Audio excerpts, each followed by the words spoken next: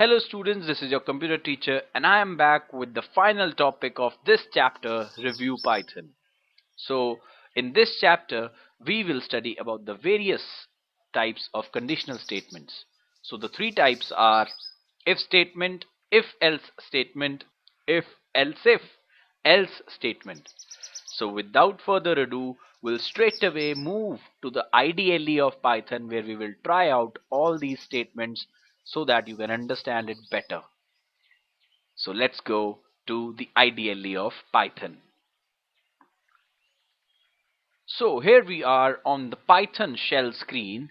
On the right hand side I have the script mode window, and behind that I have the interactive mode where I will see the output of whatever program I type here in the script mode. So now first of all we will start with if statement. Now if statement is applied when we have only one condition on which the output will depend upon. Remember, only one condition. Let's try it out with the help of a program.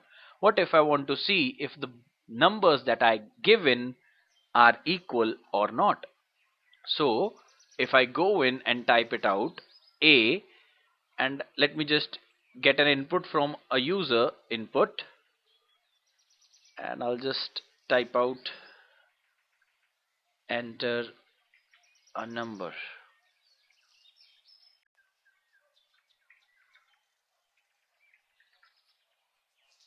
Just like that. Now I'll type the same line again for the second number, so I'll just copy this thing out and paste it below, where I'll just edit it a bit, enter another number of your choice, and I'll put it in B. Now I have to see if these two variables or the numbers that I have entered which are stored in these two variables A and B are equal or not. So I'll apply the condition if space A equals to B. I hope you all remember when I taught you in the operators part of the video that operator for checking the equal or equality of variables or values, we use double equal to sign. Single equal to is an assignment operator. We won't use that over here because it has been used up here. This is the assignment operator, and when we use it twice it becomes the equal to operator. And if A is equal to B, then now in programming, then Python programming basically, then is represented by this colon symbol. I move down. Now you see a little bit gap is there because this statement will be associated with this if.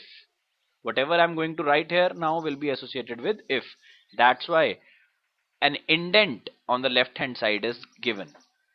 I'll type out print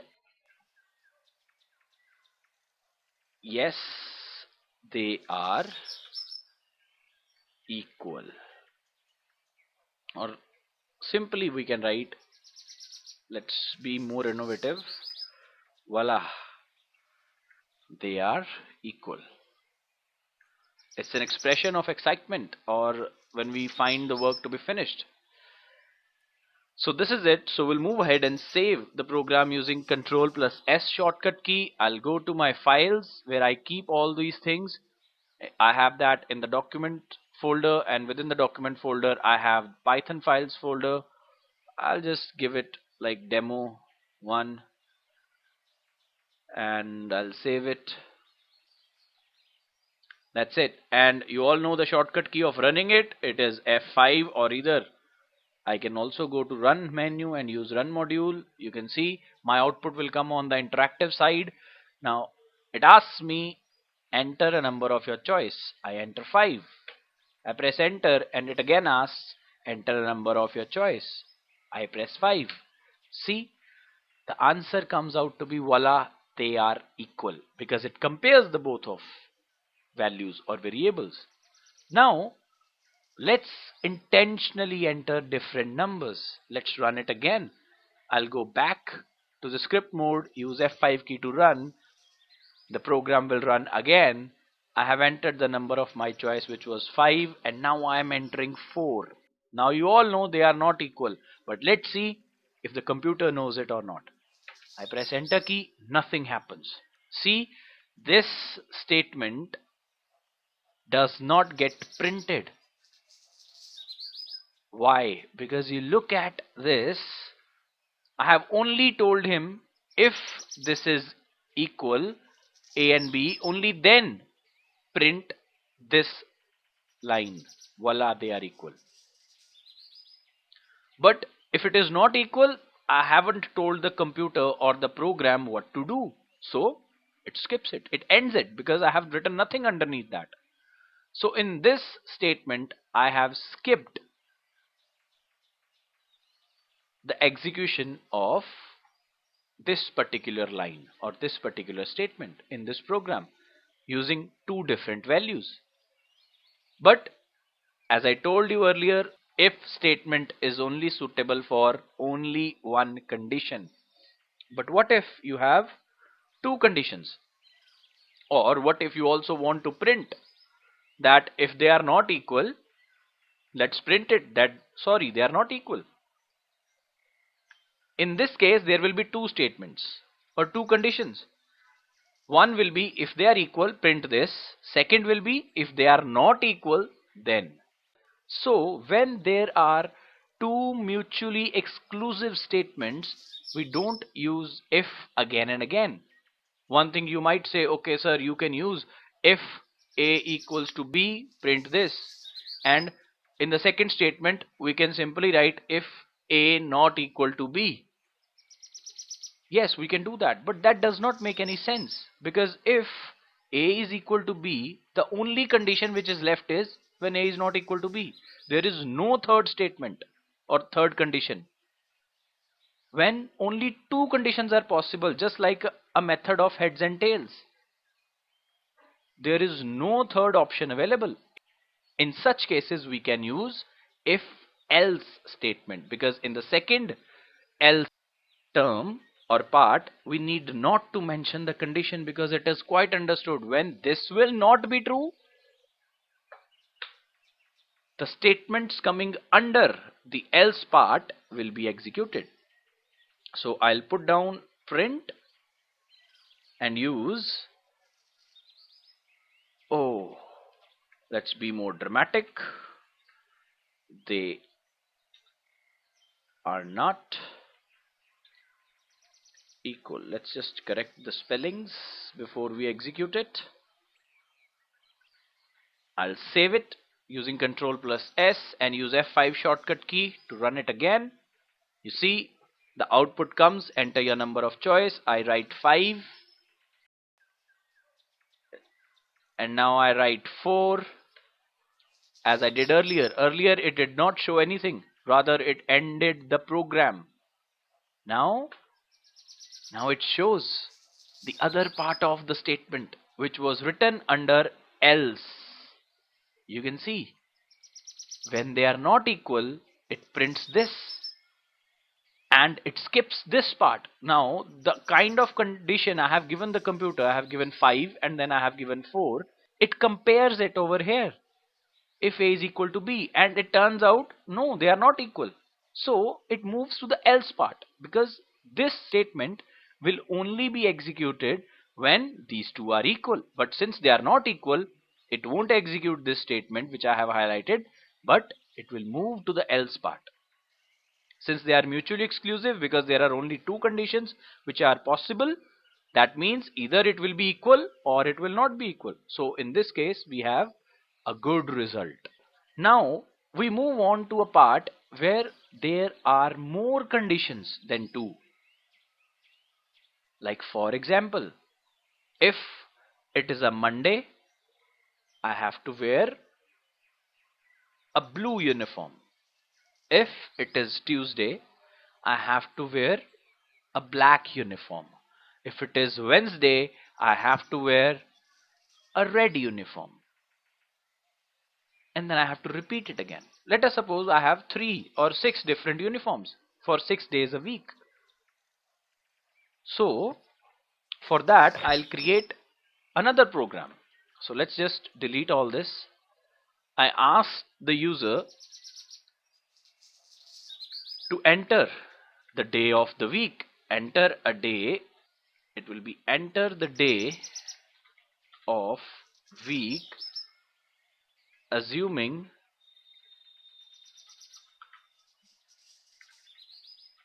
Monday is 1.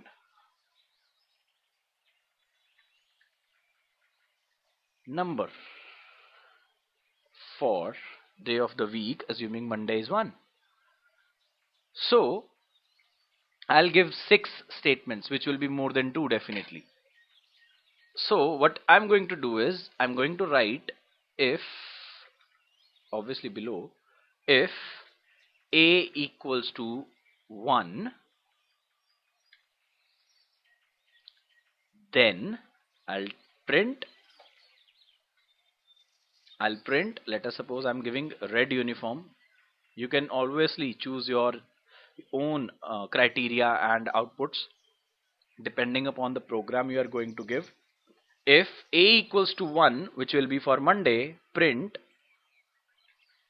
black uniform. Let us suppose I'm going to capitalize the first word, and then I'm going to do that. Second thing is, again, now else if here will be written like ELIF. This is a short form. We don't write else if completely, we write ELIF. Elif, now we give the condition again. The condition here will be a is equal to 2. Then let me just copy this statement so that I don't have to write it again and again. It will save my time. Let me just change the color here with blue. I again type another statement, elif a equals to 3, and then I'll use then, with which represents the colon sign, print, and I'll give red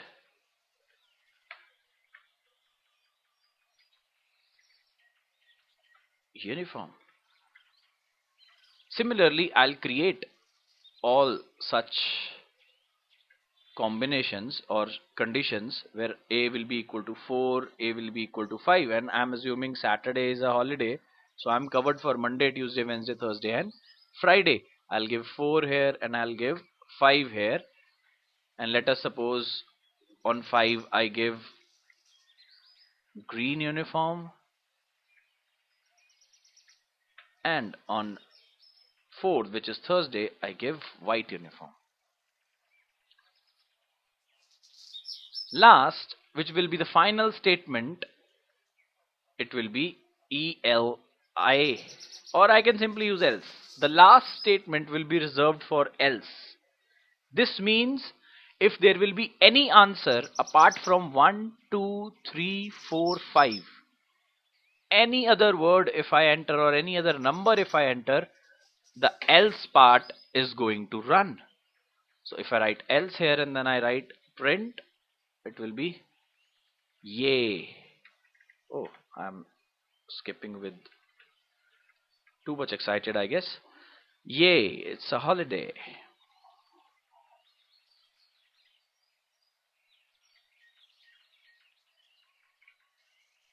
So this is my program, and now let's just save it using Control plus S since it is already saved before, and I'll use the F5 shortcut key to run.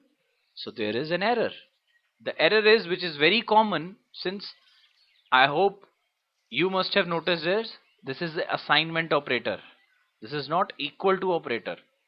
So equal to operator is when I use it twice consecutively.